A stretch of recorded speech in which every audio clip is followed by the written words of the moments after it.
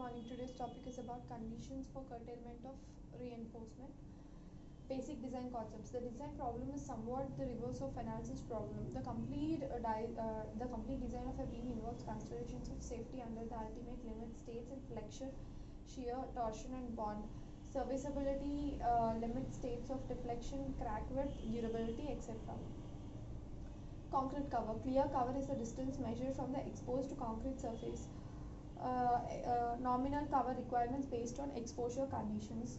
The exposure condition is mild, moderate, severe, very severe, extreme, and minimum grade is M20, M25, M30, M35, M40 respectively. Nominal CAR is 20, 30, 45, 50, 75 respectively, and allowance permitted can be reduced by 5 mm for main rebar less than 12 mm dia for mild exposure condition, and for moderate, severe, and very severe can be reduced by 5 mm if concrete grade is M35 or higher. Spacing of reinforcing bars. The code specifies minimum and maximum limits for the spacing between parallel reinforcing bars in a layer.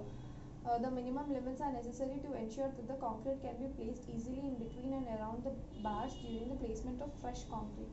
The maximum limits are specified for bars in tension for the purpose of controlling crack widths and improving bonds. Minimum and maximum areas of flexural reinforcement.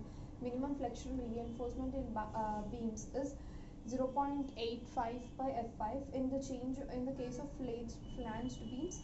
The width of the web BW should be considered in place in lies of B. Minimum flexural reinforcement in bar slabs. The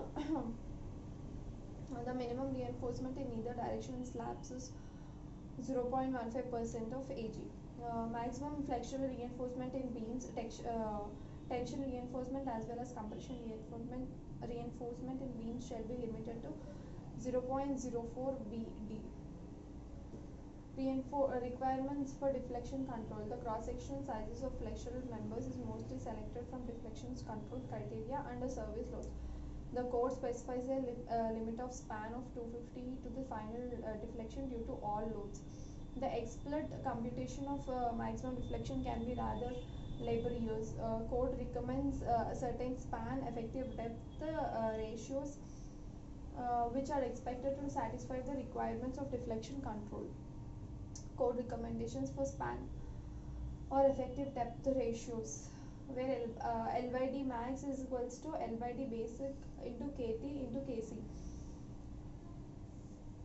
Guidelines for selection of member sizes. Selection of flexural member sizes depends on serviceability criteria, requirements related to the placement of reinforcement, other structural, economical, and architectural considerations. General guidelines for beam sizes. In general, the recommended ratio of overall depth to the width in rectangular beam sections is in the range of 1.5 to 2. Often architectural considerations dictate the sizes of beams. In the case of building frames, the width of beam should in general be less than or equal to the lateral dimensions of the columns into which they frame. In design practice, the overall depths of beams are often fixed in relation to their spans. Span to overall depth ratios of 10 to 16 are generally found to be economical in the case of simply supported and continuous beams. From practical considerations, it is desirable to limit the number of different beam sizes in the same structure to a few standard modular sizes, as this will greatly convenience the construction of framework and permit reusability of forms. Design of singly reinforcement rectangular sections. The design problem is to determine the cross-sectional dimensions of a beam and the area of tension steel required to resist a known factored moment. Fixing dimensions of rectangular sections. Slabs B is taken as 1000 mm and D is governed by the limiting L by D ratios for deflection control. A trial value of D may be assumed as approximately L by 25 for simply supported and L by 32 for continuous spans and L by 8 for cantilevers. Beams. The value of B may be suitably fixed, and the value of D corresponding to any R less than R limited is given by D is equals to root over mu by RB. And this is the determination of area of tension steel. And these are the some examples.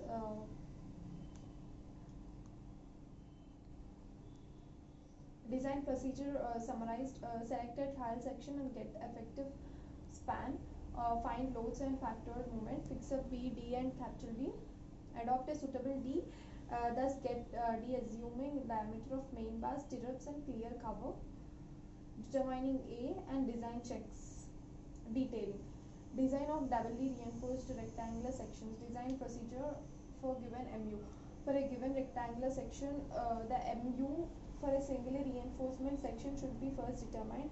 If MU limited is greater than or equal to the factored moment MU, the section should be designed as a singly reinforced section. Otherwise, the section should be designed as a doubly reinforced section. Design formula: MU is equals to MUR is equals to MU plus delta MU, where MU is a limiting moment capacity of a singly reinforced balanced section. Delta MU is the additional moment capacity derived from the compression steel ASC and the corresponding additional tension steel. Delta ST is the additional tension steel corresponding to the compression steel. See, and this is the example.